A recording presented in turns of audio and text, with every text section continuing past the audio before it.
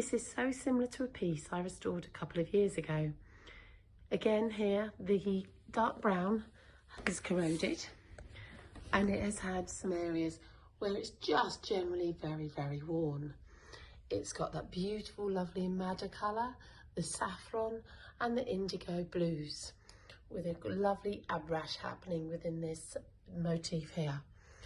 So over the next few weeks, I will be restoring, predominantly repiling. It has already had the corners, the fringes replaced, and there is a bit of work to do along the sides. But generally, this is good work. Easy, I say easy, but it's satisfying. Very, very little warps and wefts, and predominantly repiling to bring this lovely old piece that's about 140 years old back to life.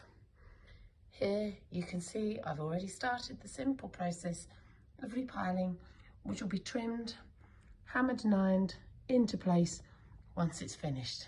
So we look forward to keeping you informed.